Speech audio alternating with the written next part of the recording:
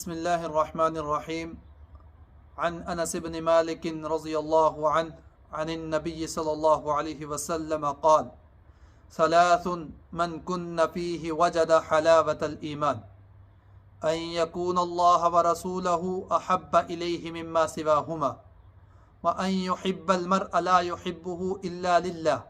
وأن يكره أن يعود في الكفر كما يكره أن يقذف في النار۔ انس ابن مالک رضی اللہ تعالی عنہ سے روایت ہے، وہ فرماتے ہیں کہ اللہ کے نبی صلی اللہ علیہ وسلم نے ارشاد فرمایا کہ تین خصلتیں ایسی ہیں جو اگر کسی آدمی کے اندر پائی جائیں تو گویا اس نے ایمان کی حلاوت کو حاصل کر لیا، ایمان کی مٹھاس کو اس نے پا لیا، ایمان کی چاشنی اس کو نصیب ہو گئی۔ پہلی چیز ان یکون اللہ ورسولہ احب الیہ مما سواہما، کہ وہ اللہ اور اس کے رسول سے محبت دنیا اور اس میں بسنے والی تمام چیزوں سے بڑھ کر کرتا ہو۔ دوسری چیز وَأَن يُحِبَّ الْمَرْءَ لَا يُحِبُّهُ إِلَّا لِلَّهِ، کہ اگر وہ کسی آدمی سے محبت کرتا ہے تو اس سے محبت اللہ کے لیے ہونی چاہیے، اللہ کی رضا کے لیے اسے محبت ہونی چاہیے، اللہ کی خوشنودی حاصل کرنے کے لیے اسے محبت کرے، دنیا کو دکھانے کے لیے محبت نہ کرے۔ اور تیسری چیز جو اللہ کے نبی صلی اللہ علیہ وسلم نے بیان فرمائی وہ یہ ہے وَأَن يَكْرَهَ أَن يَعُودَ فِي الْكُفْرِ كَمَا يَكْرَهُ أَن يُقْذَفَ فِي النَّارِ،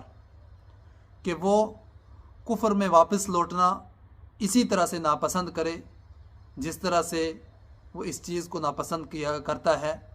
کہ اسے آگ میں ڈالا جائے۔ امام بخاری رحمۃ اللہ علیہ نے اس حدیث کو نقل کرتے ہوئے یہ استدلال کیا ہے کہ ایمان کے اندر کمی اور زیادتی ہوتی ہے، اور اس حدیث کے ذریعے امام بخاری رحمۃ اللہ علیہ مرجیہ اور ان کے ہم نواؤں کے فاسد اور باطل قول کی نفی کر رہے ہیں، اس کی تردید کر رہے ہیں۔ مرجیہ اور ان کے ہم نواؤں کا یہ کہنا ہے کہ ایمان کے اندر کمی اور زیادتی نہیں ہوتی ہے، تو امام بخاری رحمۃ اللہ علیہ نے